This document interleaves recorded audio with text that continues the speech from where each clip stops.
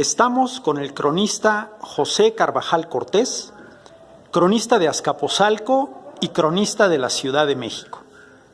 Adelante, por favor. Hola, ¿cómo han estado? Es un gusto que estén aquí para saber algo de la historia de las bibliotecas de Azcapotzalco. Azcapotzalco ha tenido un gran número de bibliotecas. Debemos sentirnos orgullosos de que estas hayan sido hasta 12 bibliotecas. Actualmente existen 10 bibliotecas. Muchas de estas tienen material sobre Azcapotzalco, lo cual lo hace ver importantes. Pero no solamente eso, también nos hablan de todo el conocimiento humano. Hay que saber que cada biblioteca está dividida en las 10 áreas del conocimiento humano. De estas podemos ver psicología, filosofía, historia, ciencias, etc. En este espacio en particular estamos en la Biblioteca Fray Bartolomé de las Casas. Aquí hay una interesante colección. En esta biblioteca, la colección que se tiene sobre la historia de Azcapotzalco. En esta también podemos ver incluso crónica y otros menesteres. Pero hay algo muy interesante, compañeros. Este libro que ven ustedes aquí, de sellos, escudos del México antiguo, es muy interesante porque viene siendo el libro más antiguo que tiene esta biblioteca. Realmente son varios los tesoros bibliográficos que tendría. No acabaríamos de decirles cuántos de estos son. Aquí tenemos otro ejemplo. Lecturas clásicas para niños, de José Vasconcelos. Una edición de 1984. Pero este libro salió en 1924, por lo que realmente es un libro histórico de la época de Vasconcelos. En ese entonces el contexto estaría también dentro de esta biblioteca Fray Bartolomé, porque esta biblioteca fue inaugurada en un diciembre de 1925. Estamos hablando un poco tiempo después que Vasconcelos deja el cargo y queda el siguiente secretario, José Manuel Puy, que es cuando, por medio de la Dirección General de Bibliotecas, la Dirección de Bibliotecas de ese entonces, el Departamento de Bibliotecas, inaugura formalmente esta biblioteca aquí en Azcapotzalco. Esta biblioteca particularmente, Fray Bartolomé de las Casas, entró como un proyecto de las 300 primeras bibliotecas, cuando fue un proyecto que quiso poner José Vasconcelos por medio del Departamento de Bibliotecas en la etapa de los años 20. Esta biblioteca, inaugurada en 1925, contiene un busto afuera, enfrente de esta biblioteca de Fray Bartolomé de las Casas. La intención de Vasconcelos en ese entonces, como su proyecto lo mencionaba, era traer bibliotecas públicas o llamadas populares, en aquel contexto, en donde él quería que la gente, lo que ahorita las personas, los ciudadanos, lo que ahorita llamamos usuarios, hicieran uso debido de todos estos materiales, lecturas, libros, literatura universal, que pudieran consultar toda esta gama de información y llevársela y tenerla en sus vidas. Para eso existen las bibliotecas, estas que proyectaba Vasconcelos. Es interesante el dato que tengamos, que mencionemos que esta biblioteca lleva el nombre de Fray Bartolomé porque José Vasconcelos era un admirador de este personaje. Recordemos que él estuvo haciendo mucho por Chiapas, Fray Bartolomé, en la evangelización en el siglo XVI, y también por el hecho de que él también era de la orden de los dominicos. Y aquí nos encontramos en el espacio porque a un costado de aquí, del siglo XVI, como sabemos, existía el convento de los dominicos de Azcapotzalco. Esos elementos hacen que esta biblioteca llegue aquí con ese nombre y en una visión muy acertada de José Vasconcelos, porque ese proyecto parte desde 1923, pero no cristaliza hasta 1925 cuando se inaugura. Aquí sí tenemos que poner énfasis en este dato. ¿Por qué? Porque José Vasconcelos proyectó esta biblioteca, pero él ya no alcanzó a inaugurarla, porque él estuvo solamente del periodo de 1921 a 1924, y esta biblioteca se inaugura formalmente en 1925. Ya no es con José Vasconcelos, sino con el siguiente secretario, pero lo importante es que el proyecto empezó precisamente con José Vasconcelos, siendo de las primeras 300 bibliotecas que se inauguraron no solamente en la ciudad, sino en todo el país. Y en Azcapotzalco esta es nuestra primera biblioteca como tal. Pero hay otro dato, me gustaría decirles, solamente para volver a regresar a esta biblioteca. Anteriormente a esta biblioteca existió una antes que esta, pero fue una biblioteca popular, llamadas de los populares, aunque los datos todavía no son muy precisos, la biblioteca Ricardo Flores Magón, que es lo que estamos, pero formalmente esta es la primera biblioteca, en ese entonces popular, pública. Muy bien. Y una pregunta, en tu opinión, José Carvajal Cortés, cronista de Azcapotzalco y de la Ciudad de México, estamos hablando pues de que ya tiene una antigüedad de casi 100 años esta biblioteca, y has mencionado ya un par de veces la palabra contexto. ¿Piensas que lo que en aquel tiempo, lo que fue una idea de abrir, instalar aquí una biblioteca, cumplía en ese tiempo en su contexto, pero estimas que actualmente, a casi 100 años de distancia, sigue cumpliendo con el contexto del interés del público, de las facilidades para el usuario, etcétera? ¿O crees que las instalaciones o lo que aquí se tiene ya no acompaña al contexto actual y se quedó en una época antigua? ¿Qué estimarías tú en esto? Pues mira, Martín, para contestar esa pregunta, lo que tenemos que primero ubicarnos es que el contexto cambia y el tiempo también. Estamos hablando que esta biblioteca ya va a tener efectivamente ya casi 100 años. Estamos a las puertas de su centenario. Entonces esta biblioteca es un patrimonio cultural. Podemos verlo porque en 1926 pues se pinta el mural, este mural que vemos aquí, Alegoría de Azcapotzalco, de Juan O'Gorman, una importante aportación en los inicios de la biblioteca, un año después de que esta fue abierta. No un año, unos meses, tan solo unos meses. Pero lo que me comentas es interesante porque mira, les diré compañeros, este conocimiento que se divide en las bibliotecas en 10 áreas, pues continúa y continúa y continúa. Aquella colección primera realmente ya no se tiene como tal. Los años pasaron y se hizo un descarte. Pero la obligación de las bibliotecas es actualizar las colecciones. En este caso se actualiza ya con nuevos materiales. Y estamos hablando, pues, si ponemos un ejemplo, pues un libro antiguo, 1240 y tantos, estamos hablando de las primeras colecciones que tuvo la biblioteca, que ahorita es un tesoro bibliográfico en ella. Pero siempre debemos ver que una biblioteca es cambiante, siempre se debe actualizar. Entonces, en el caso de esta biblioteca, como notas, también su colección se tiene que actualizar en las diversas áreas del conocimiento. Incluso estamos asistiendo históricamente también a la coexistencia del libro impreso y del libro digital. En este caso se está llevando ahora también lo digital, la digitalización de algunas obras, algunos libros, y los catálogos ya empiezan a ser también digitales. En este caso de esta biblioteca no tenemos el catálogo formal tal cual, porque debe haber un catálogo de materias, autor, título, que ahorita no se dispone de él porque se tiene un proyecto de digitalizar tal catálogo.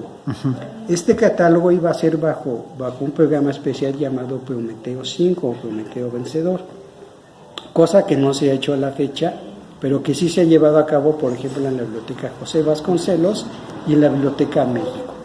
Las bibliotecas públicas todavía están en lucha por tener sus catálogos digitalizados. Ojo, ya vemos catálogos, no estamos hablando de la colección.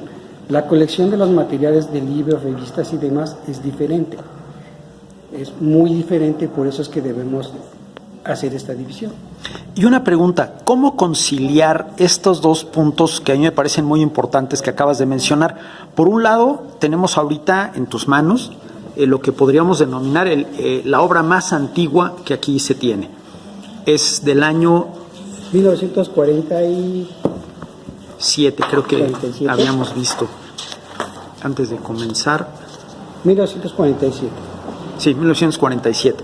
Entonces, por un lado, y claro, la calidad de esta obra, el tamaño, y si me pudieras hacer favor de abrir el interior para que nuestro público vea, pues la calidad, ya que habla de los sellos antiguos, pues aquí vemos, es una reproducción óptima, visualmente de muy buen tamaño. Un facsímil. Bueno, ¿cómo conciliar, muchas gracias, cómo conciliar el valor que puede tener un libro así, antiguo, de esta calidad, con la idea que acabamos ahorita de revisar de que conviene que se actualicen sus catálogos? Actualizar, pues muchas veces lo entendemos como traer material nuevo, material reciente. Exacto. Al final de cuentas, pues son dos objetivos. Uno, el tener cosas antiguas, dignas, bellas, informativas, que no hablan solamente del contexto informativo en sus letras, sino, como hace rato nos explicabas, hasta del material con el que están hechos. Es algo que también habla de una época, ¿no? Sí. Entonces, ¿cómo conciliar al mismo tiempo una biblioteca, deseo tener material antiguo, con deseo hacer descarte y deseo actualizarme y reemplazar? Porque el espacio no lo podemos multiplicar. ¿Cómo conciliar esas dos aspiraciones? Mira, es interesante lo que me comentas, porque precisamente la Dirección General de Bibliotecas y sus departamentos para eso disponen precisamente de utilizar, de crear un fondo de reserva. Estos materiales serían materiales especiales y no estarían, digamos, en el estante a disposición del público como son otros tantos materiales. Su misma importancia, esa antigüedad que tenemos, nos hace ver que este material lo tenemos que preservar y por tanto también debe estar en un fondo reservado o en un fondo especial. Diferente a las colecciones que se tienen del área del conocimiento.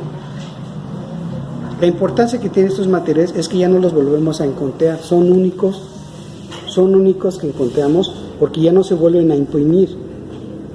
Y para preservarlos, pues también ahora en el futuro, en nuestro presente y en el futuro, pues se digitaliza. Esta digitalización también nos hace esa preservación. Pero no debe ser solamente la única, sino que también la preservación debe ser material. Además de digital, debe ser material, por lo que materiales como este incluso tienen que ser bajo reservas muy específicas o bajo condiciones muy específicas. Estamos hablando de temperatura y demás. He visto en algunas otras instituciones, otras localidades de nuestro país, organizaciones de ciudadanos que por cariño a una institución o su contenido, como podría ser el caso de esta biblioteca, se organizan en algo como, por ejemplo, amigos de la biblioteca, amigos del bosque, amigos. ¿Crees que a esta biblioteca pudiera necesitar que los ciudadanos nos organizáramos en una quizá asociación civil llamada Amigos de la Biblioteca Fray Bartolomé de las Casas? ¿O crees que ahorita tú, en tu calidad de usuario y visitante muy frecuente, está en tan óptimas condiciones que no haría falta por ahora ese tipo de apoyo? ¿O crees que a nivel de actividades es donde esa asociación podría, o con lo que actualmente ya se hace, donde sabemos que tú participas muy activamente en esto que se denomina Relatos? Creo que el nombre es Relatos de Azcapotzalco. Así es. ¿O crees que ya con este impulso pues es suficiente para darle una vida, un dinamismo a este espacio que quede bien aprovechado? ¿Qué opinas tú?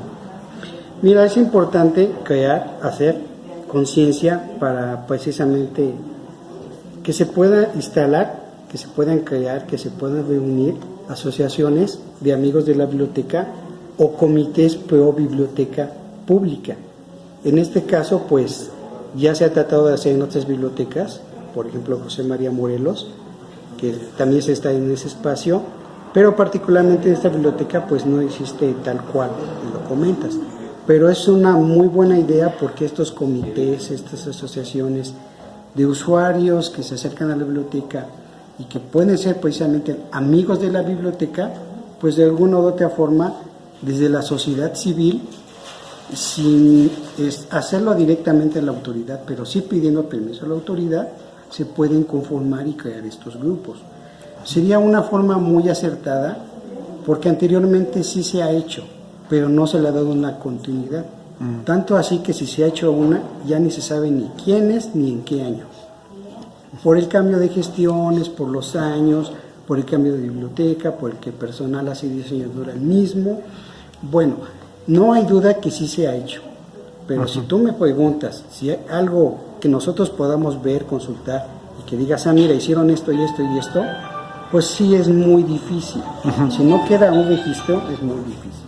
Bien. Así es que hay que seguirlo continuando, porque las cosas deben tener una continuidad. Si no, nada más lo dejamos hasta ahí y ya no pasa. Mucho de esto es lo que se habla precisamente en las escuelas de biblioteconomía, de archivonomía, de bibliotecología.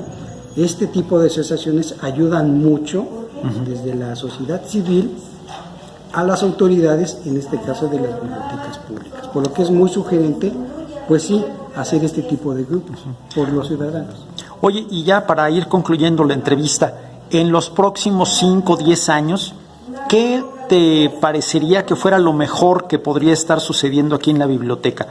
¿Piensas que ya con la inercia actual que se tiene da perfectamente para los próximos 5 o 10 años? ¿O verías tú en el camino algo que habría que instaurar, implementar para que tenga una vida pues tan significativa como la que la tiene actualmente? ¿Tú qué opinas? Pues mira, desde una perspectiva, desde nuestro presente y hacia el futuro, estamos asistiendo a un evento histórico actualmente, la coexistencia de los libros impresos con los digitales. En este caso va a haber, todavía no hay una fecha que digamos, mira, hasta este momento van a dejar de existir los impresos, no, pero sí estamos asistiendo al cohabitar de lo digital con lo impreso. Lo podemos ver en las bibliotecas públicas, se puede ver en las ferias de los libros, en las editoriales que siguen imprimiendo libros, aunque ya en menor cantidad, pero se sigue imprimiendo. A futuro, en 10 años, ¿qué va a pasar con las bibliotecas? Bueno, pues las bibliotecas, yo todavía auguro que las bibliotecas van a coexistir, lo impreso, lo material, con lo digital o virtual. Muy bien. Lo vamos a ver, es un año indefinido, no sabemos hasta cuándo dure esto, no sabemos cuándo será esta coexistencia, pero nosotros ya somos partícipes en ello.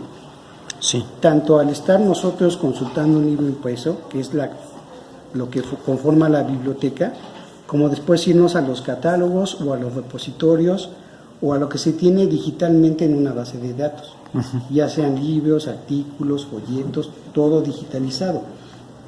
10 años, esperemos que en estos 10 años, en lugar de que haya un atraso, pues no, que los libros que nosotros consideremos, porque el secreto de los libros es la selección. Esta selección de libros es la que nos va a decir cuáles son los libros más importantes. Estos son los que se van a conservar como impresos. Recordemos que los que se conservan impresos de muy buena calidad, que están en grandes bibliotecas, pues son los incunables. Pues estos vienen desde el siglo XVI o del siglo XV, que son invenciones antes de la imprenta, manuscritos antes de la imprenta. Sí. Ese es un ejemplo claro de que un impreso debe ser conservado. Muy bien. Actualmente ya se digitalizan para que pueda consultarlos más usuarios en el ciberespacio. Este cohabitar, como he comentado, no sabemos hasta cuándo vaya a durar, pero nosotros somos partícipes en ello y pues tenemos que seguir también consultando libros impresos y ya nos vamos como actualmente a los digitales. Muy bien. Oye, para concluir, ¿quieres como conclusión hacer alguna invitación a nuestro público a que asista a los eventos de relatos de Azcapotzalco, donde he visto en el programa que pues eres el constante asistente, si no es que el constante presentador? ¿Quieres mencionarnos algo antes de que concluyamos este video?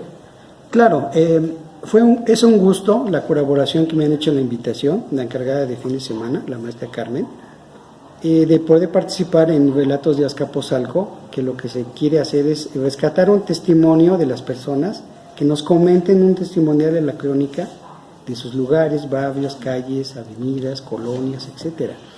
Esta participación pues se me ha invitado, realmente yo me he sentido muy a gusto, me ha gustado mucho, hemos revisado los textos de los alumnos, ellos han participado mucho en el taller, viene mucha gente a escuchar y este mes pues se van a hacer más, como tú sabes, va a estar la maestra Martina Rodríguez con su siguiente tema del barrio de los Reyes, ya se han hablado de otros lugares, otros espacios, otros barrios.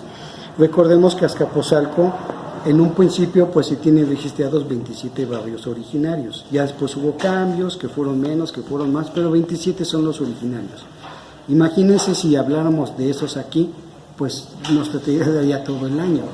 Y también pues se va a tener aquí el privilegio de tener la hormiga en línea, que precisamente hablando de lo digital, Es una revista que no saca sus artículos impresos, sino digitales. Están en el ciberespacio, por lo que dan un potencial más de que muchos lectores las puedan leer. Y sobre todo de Azcapotzalco. Como bien comentas, Relatos de Azcapotzalco, su objetivo es que se pueda rescatar, registrar, escribir y difundir la historia y la crónica de Azcapotzalco, sus leyendas y sus tradiciones incluso, por medio de los participantes del taller. Muy bien, pues este esfuerzo Relatos de Azcapotzalco es un músculo más que hace en la labor de que la memoria o el enamorar definitivamente al lector de esta región, pues funcione, ¿no?